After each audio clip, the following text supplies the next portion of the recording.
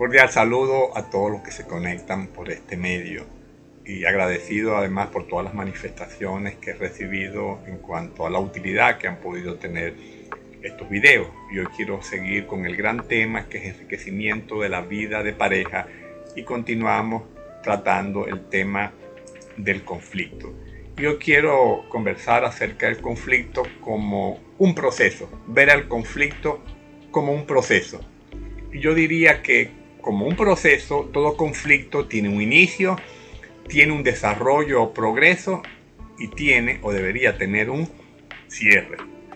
Y cuando el conflicto no es abordado y canalizado adecuadamente, es decir, tiene un inicio, un desarrollo y un progreso, y en ese final no se llega a una resolución y el conflicto permanece en estado latente, este termina por convertirse en la génesis del propio conflicto y mantiene una dinámica de relación donde hay mucha tensión, mucho estrés, mucha agresividad solapada, porque el conflicto de alguna manera busca una resolución y hasta que esa resolución no se da, el conflicto está allí como un elemento perturbador de la relación de pareja.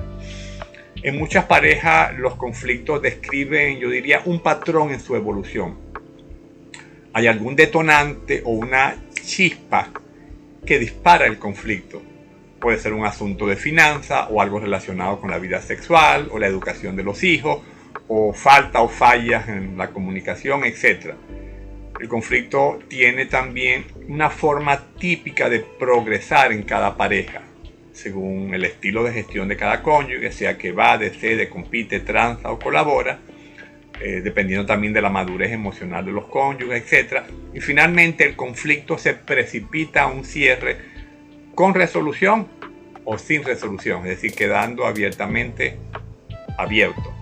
Y veamos esta etapa de todo proceso de conflicto en una pareja. Está el inicio del conflicto. Yo diría que muchos conflictos en una pareja inician comúnmente de la misma forma. Son casi hasta predecibles qué lo va a detonar. Puede ser tu insistencia a darme instrucciones, tu falta de escucha, tu tono de voz alto, tu familia que se vive inmiscuyendo en nuestras vidas, etc. La pregunta sería, ¿hay una forma común cómo se inicia el conflicto en nuestra relación de pareja? ¿Qué comúnmente lo dispara, lo detona, lo activa? ¿Cuáles son los pasos que se dan comúnmente en la forma como se desenvuelve el conflicto en nuestras vidas? ¿Hay una situación recurrente? ¿Un lugar en el que siempre caemos? El inicio tiene que ver con conflictos anteriores que han permanecido en estado latente. Yo diría que estas preguntas, si tienen una respuesta reflexiva, pueden ser valiosas para identificar causas constantes de conflicto y gestionar estas causas para prevenir futuros conflictos. La segunda etapa es el progreso del conflicto y diríamos que todo conflicto tiene una forma de progresar. Y tal vez algunas preguntas que me gustaría compartir con la audiencia para provocar su reflexión serían, por ejemplo, ¿cómo se aviva o escala la controversia comúnmente entre nosotros? ¿Observas un patrón en su progresión? ¿Cómo es tu contribución al empeoramiento o mejoramiento del conflicto? ¿Cuál es la actitud que típicamente adoptas comúnmente en medio del conflicto? ¿Cuáles son tus conductas en medio del conflicto? Y las respuestas a estas preguntas pueden permitir explorar nuevas formas de abordar el conflicto diferentes a las que se vienen utilizando y que definitivamente no están dando resultados. En el proceso de cómo transcurre un conflicto, yo diría de todas maneras que hay cosas que es conveniente hacer y hay cosas que definitivamente no es conveniente hacer. ¿Qué cosa es conveniente hacer en el desarrollo de un conflicto? Por ejemplo, escuchar atentamente, actuar con empatía, observar al otro, asumir la responsabilidad de los propios errores, expresar los sentimientos abiertamente. ¿Y qué cosas no conviene haber en ese desarrollo? Ofender, interpretar, juzgar, señalar, gritar, amenazar, manipular, generalizar.